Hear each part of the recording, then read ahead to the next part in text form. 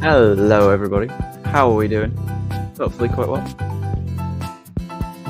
It's been a bit of a weird day on the YouTube side of things.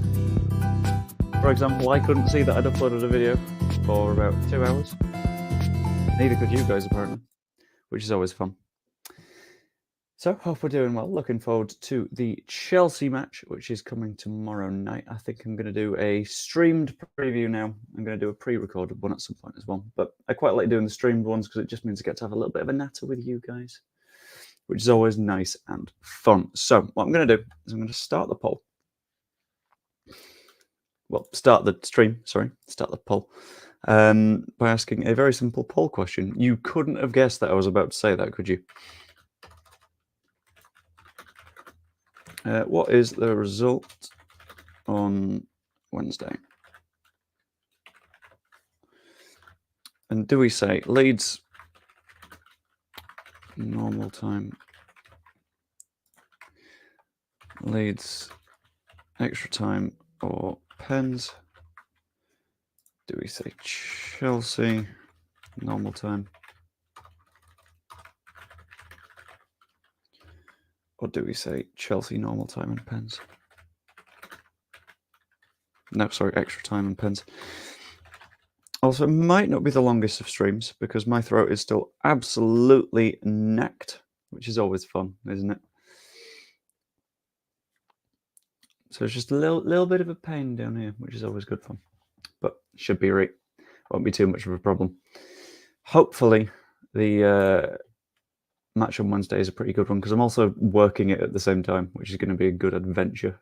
First time I've worked on a football match happening involving Leeds United. So I feel like they're not going to get the unbiased guy that they are typically used to working there, but that feels like their problem and not mine.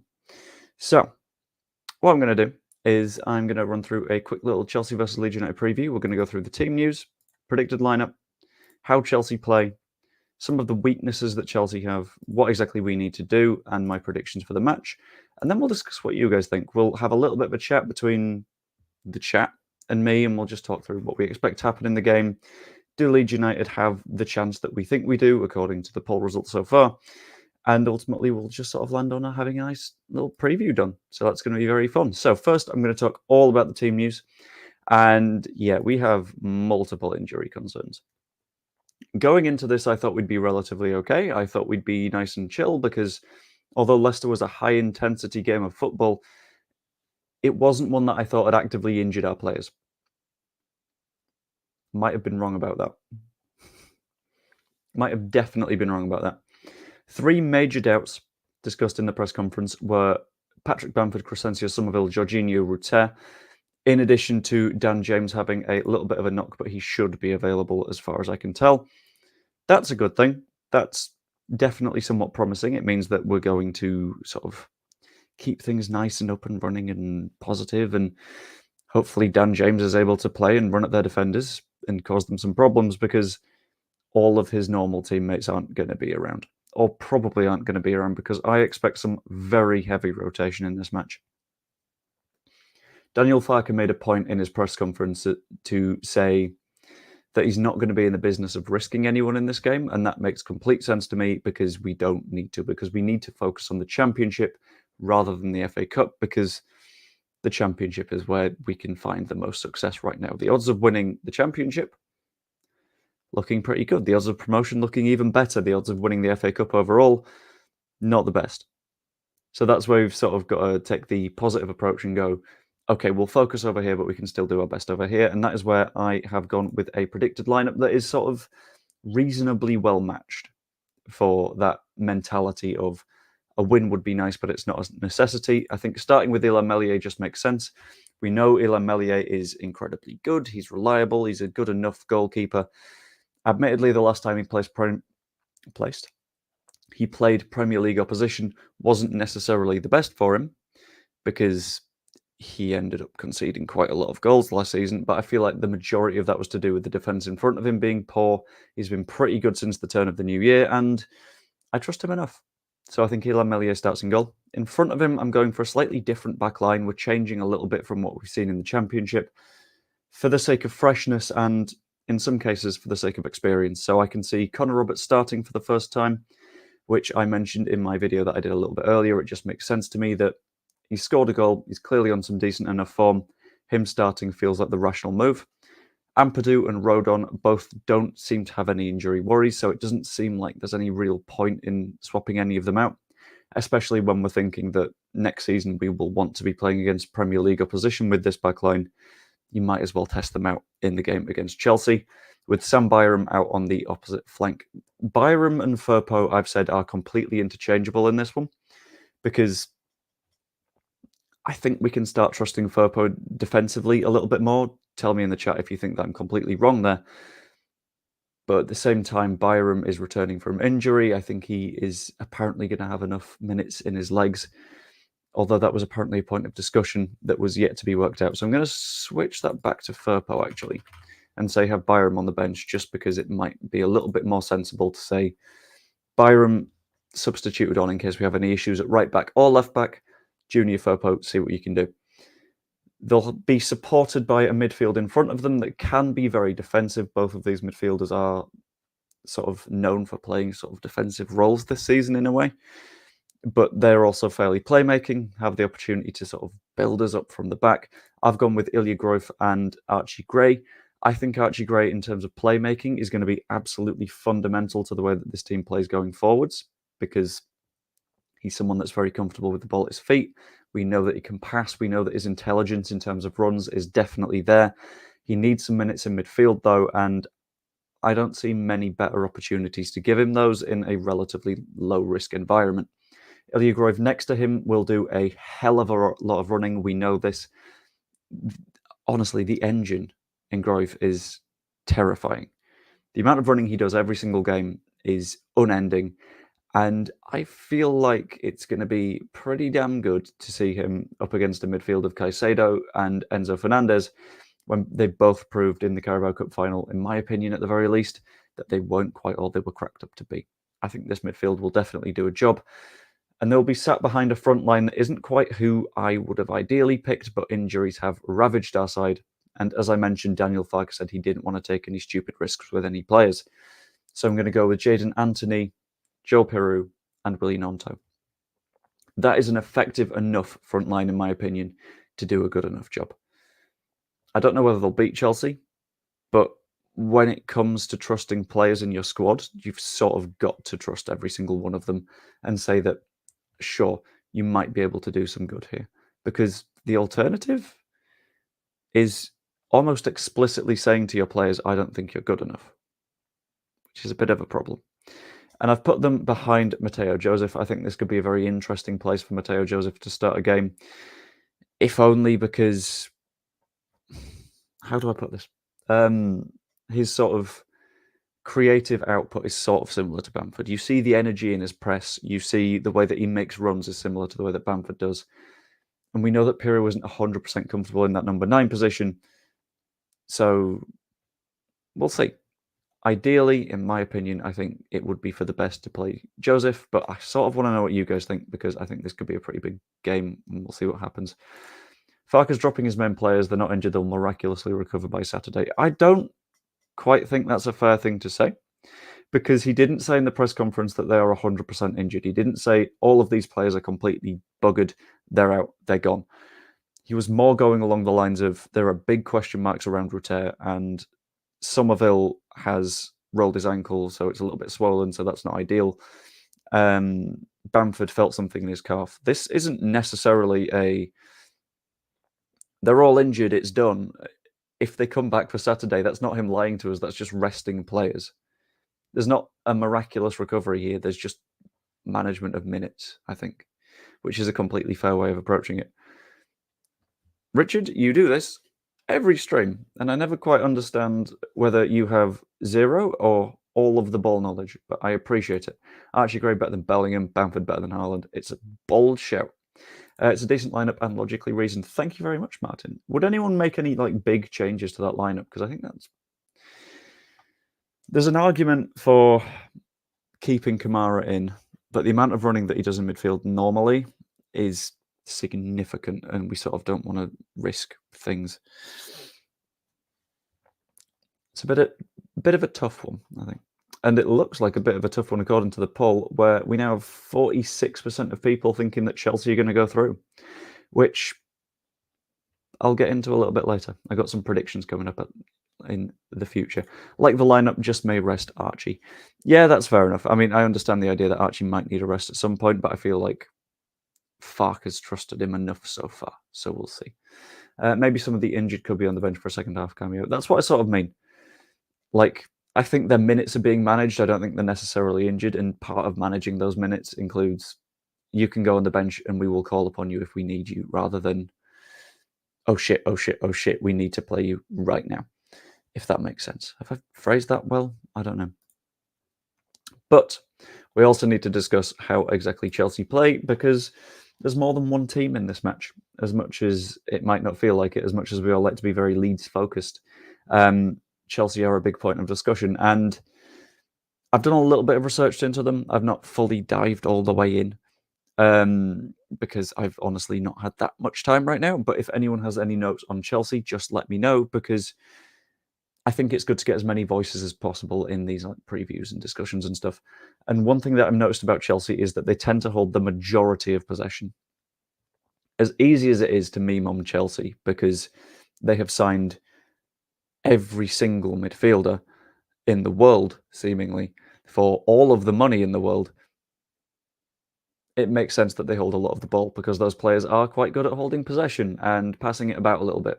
And that's what they tend to do. They do a lot of short, sharp midfield passing, holding the ball in the centre of the pitch, and sort of doing what we do with our centre-backs, just a layer further forwards. At least a lot of the time, as far as I've seen. I did catch a fair bit of the Liverpool-Chelsea match, and it was very weird the amount of time that they were just sat in and waiting for Liverpool to come at them. That doesn't seem like something that will be a luxury that we're exposed to this week, I don't think. I think there will be a lot of more aggressive football from Chelsea, because they will be looking for revenge, because they were a little bit embarrassed by some 21-year-olds this weekend. In addition to the midfield stuff, they are often reliant on pace out wide from Mudryk, Madueke, Raheem Sterling when he can be bothered to run.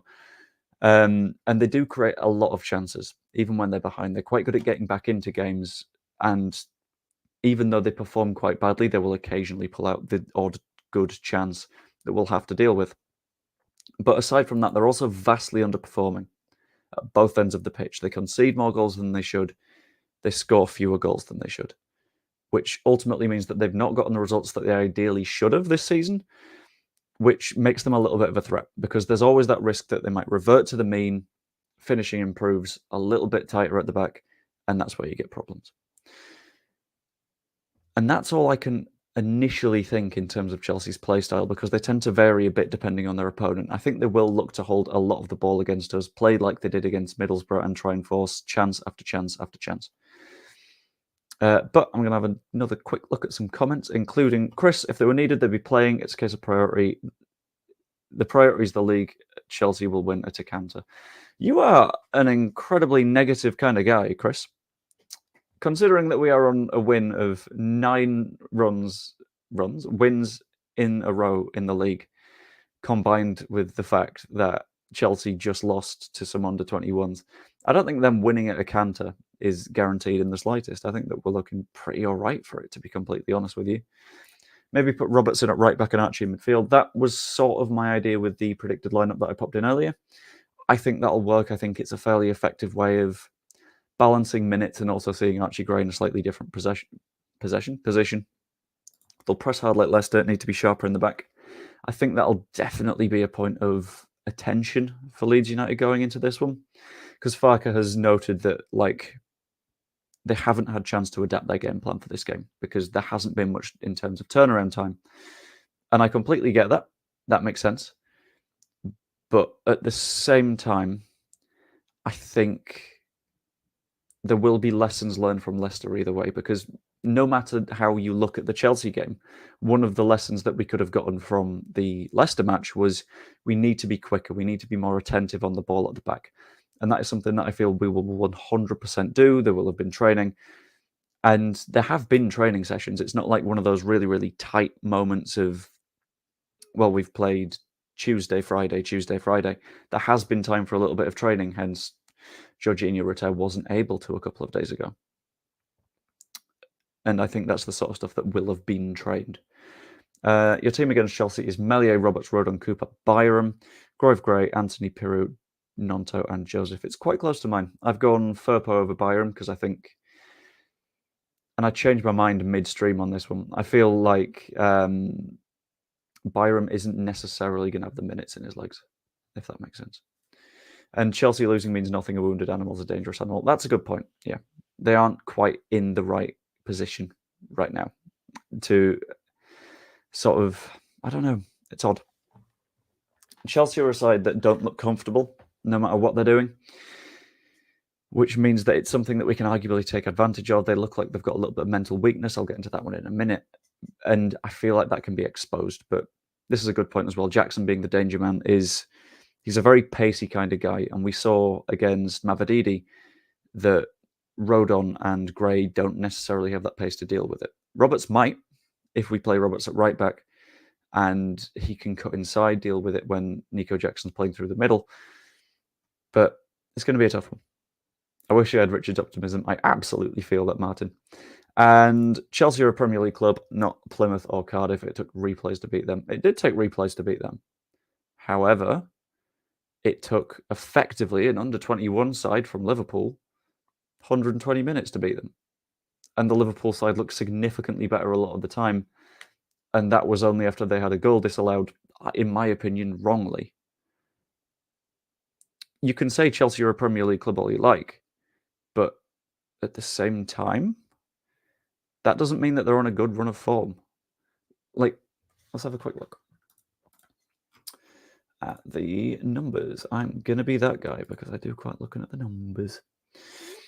Chelsea so far this season have scored 42. Fair enough. That's not too bad. They have also at the same time conceded 41, which is a significant number of goals. Let's have a count.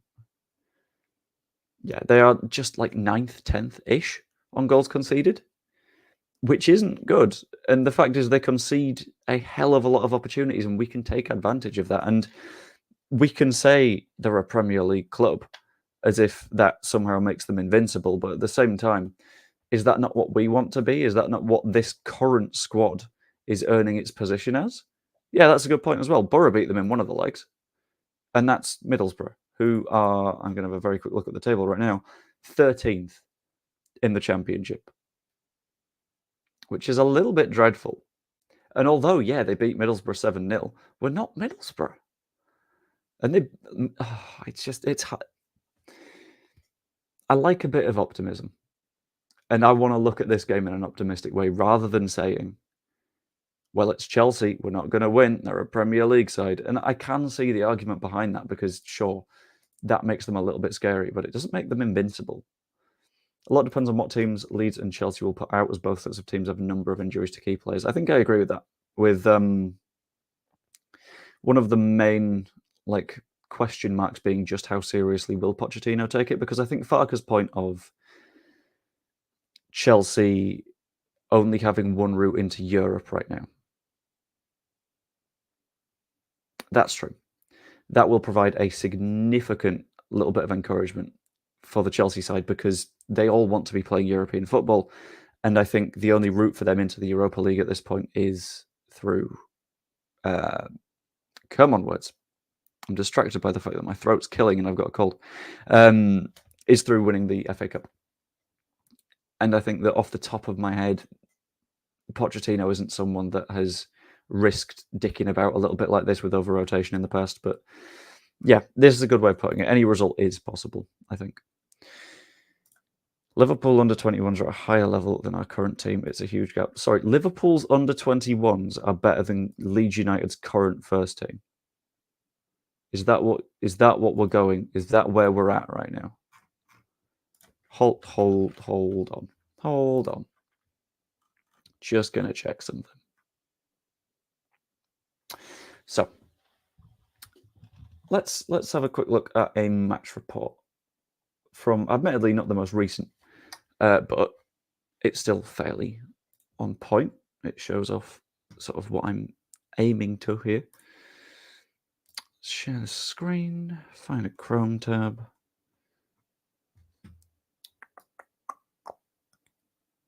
There we go. So, Liverpool's under-21s are better than Leeds United's first team. Are you sure?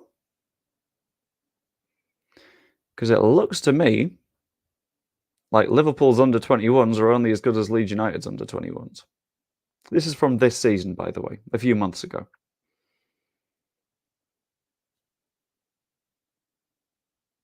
It's so hilariously negative to say that Liverpool's youth team is as good as the Leeds United first team right now, when, and I cannot emphasize this enough, we have won the last 9 league games in a row. We are unbeaten at home. We've not lost a match in 2024. We've conceded 4 goals in 2024. Come on, let's not take the piss. Let's not be overtly negative where we don't actually need to. Yeah, our under-21s drew with their under-21s.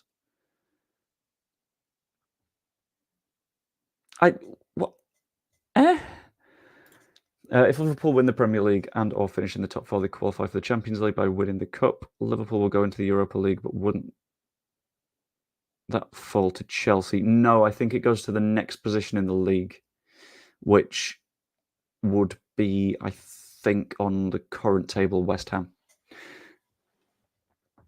I don't think Liverpool kids are better. They just get more opportunities in the first team than our youth. Yeah, that's true, but I think I'm agreeing on that.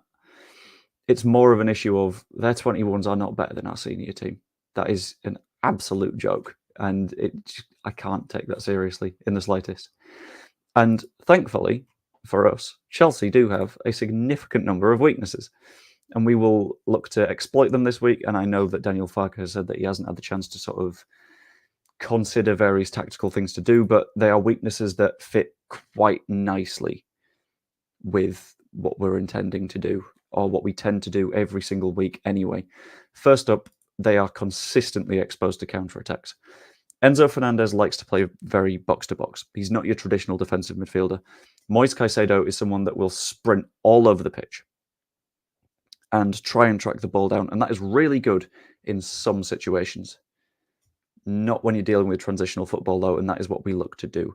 They are very exposed to counterattacks quite a lot of the time. It's how Middlesbrough beat them in the first leg of the League Cup, and Chelsea turned it around for the second one.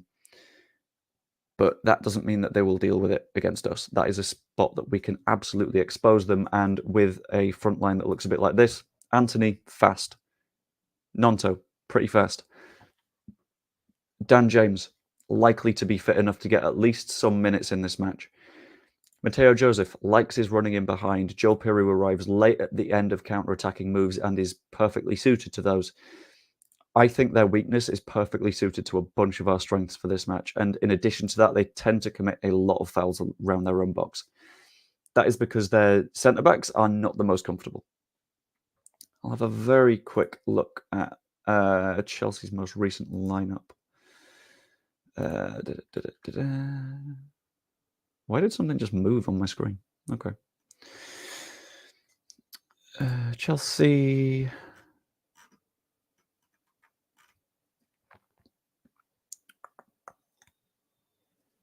Right, so let's check the match report against Man City, because I feel like showing a cup match is a little bit sort of odd to do. But having a quick look at this Chelsea lineup, I'm going to zoom as in as I can. Why can't I go sideways? That's good. Okay, never mind. There we go. Petrovic is a pretty good goalkeeper. Fair enough to him. Having a look at their backline, though, Dizazi is quite decent. He had a good match against Manchester City, but he does have a mistake in him fairly consistently. Levi Colwill is one that will always leave a foot in, occasionally lead to a foul. And that's where I think that they will make some significant mistakes. In addition to that, Malo Gusto is not all that he's been cracked up to be there. I've seen a lot of Chelsea fans complaining that he seems to be their depth behind Reece James. And in addition to that, you've got Ben Chilwell, who is a victim of a weakness that I will get to in a minute. But ultimately, that's not the best of backlines. It's pretty good, fair enough. But it's fairly exposed, and it leads to a lot of fairly big chances, and I think we can take advantage of that. And if they do commit fouls around their own box, we've proven that we're not too bad from set pieces recently as well. Aside from that, they do have a pretty big vulnerability to through balls. They've got a pretty fast back line, but it's one that tends to get caught quite high up when they're on the transition. Balls in behind to Nonto. James, if he's on the pitch, Anthony will be absolutely perfect and cause significant danger to Chelsea. But I think I've not quite covered their biggest weakness yet. And I think that is a mental weakness. The one player that is the big thing that's pointed me in this direction is the Ben Chilwell incident with Conor Bradley on Sunday night, where they had a little bit of a 50-50, a little bit of a tussle. Conor Bradley fouled Ben Chilwell-ish, sort of. It was a bit shoulder-to-shoulder. And then Conor Bradley decides, I'm going to annoy him a little bit. And then Ben Chilwell loses his nut at a kid. He is rattled severely and has to be pulled away by his teammates. And that tells me that things mentally aren't the best in that Chelsea camp. And it just reminded me of what happened with the Ricardo Pereira situation towards the end of the Leeds versus Leicester game. It reminded me of the fact that, okay, we've got a team of shithouses when we need to be. And after a loss in a cup final, if we're able to get on top of them and start causing them issues and start concerning them, that's where having that availability will be absolutely huge. That's where that mental weakness kicks in and will cause them some quite significant problems. I think we'll be okay. I think in terms of mental weakness, we are a lot stronger than them. We're on a good run of form. And Daniel Farke himself is, I think, a great manager to have in these situations because he adds that little bit more psychological security to your side. He always seems really chill. He seems like he knows what he's talking about, and he seems to add a little bit of confidence to the team. And I think that we can take advantage of most of those weaknesses. And I think I agree with this. One of the big problems with Chelsea is they're exposed to Pochettino. Pochettino is someone whose job is severely under pressure right now. In his press conference ahead of the game earlier today, also, I appreciate this, Danny. Thank you very much. Much appreciated. But ahead of the not ahead of the press conference, in the press conference, ahead of the match that he had today, he was talking about other managers in the league that have been given time and used that time to get better. He talked about Klopp. He talked about Pep. And is it me, or does that sound like a manager that is quite desperately talking about other successful examples so he can sort of save his own job? Which I respect. I understand. He will definitely need that little bit of job security going into a late stage of the season when he's desperately trying to claw back any league position he can, potential silverware in the FA Cup. But that is desperation, if you've ever heard it. And that mental weakness will transfer over to the main team and cause them some real issues. Peru arrives that late in the box. I've already had half time. Look, Danny, to be fair, I see what you mean. But the way that he plays as a 10, that's just sort of his style. He plays that sort of showing up late on in a move and just finishing it off. That's why when he gets the ball earlier on in a move, hence not being the best number 9, things slow down a bit. So that's why I prefer him arriving a little bit late, potentially as a 10, but that's going to put a lot of pressure on Matteo Joseph. I get that. Chelsea beat Middlesbrough, I believe, 6-1. Why did I think that was 7-0? But yeah, it's Stamford Bridge in the second leg, despite losing the first leg 1-0. My hope is extra time's taken a lot of Chelsea in the cup final, plus the fact Leeds have 2 extra days of recovery. And we've got evidence that it's taken a little bit out of their side anyway, because they're already struggling with injuries. They've already got the likes of Thiago Silva being a doubt, for example, and he's someone that could bring that little bit of leadership to the side. But at the same time, they've lost Christopher Nkunku, who is a really good player. But he's out for 3-4 weeks at the minute, which, fair enough, that's not too bad. I said this time we were buying him, he wasn't what we needed and never was. I kind of get that. That makes some sense, I think. But yeah, it's quite hard to say. But I'm going to get into what Leeds United need to do, and there's a fair bit that Leeds need to do. First up, targeting relatively weak wide defenders. We know that Chilwell and Malo Gusto aren't the best, especially if they can get het up, get annoyed. And that's a little bit of an issue on their part. It's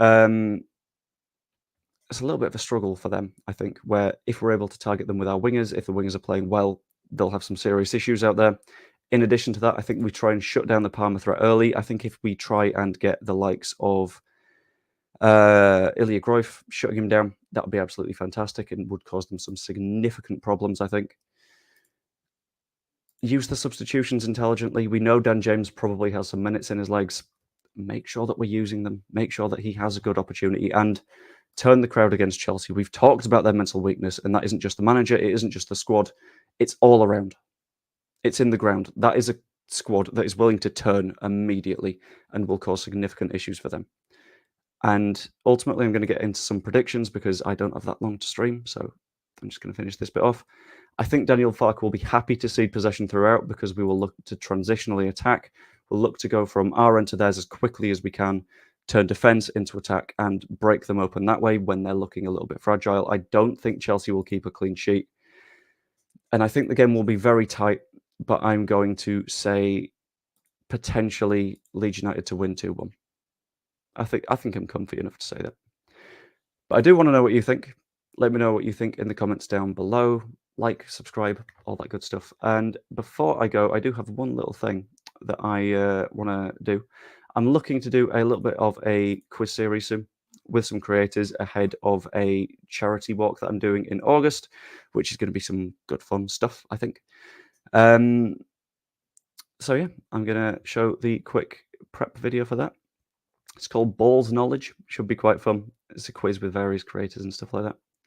But yeah, hope you enjoyed. Like, subscribe, all that, and I will see you later.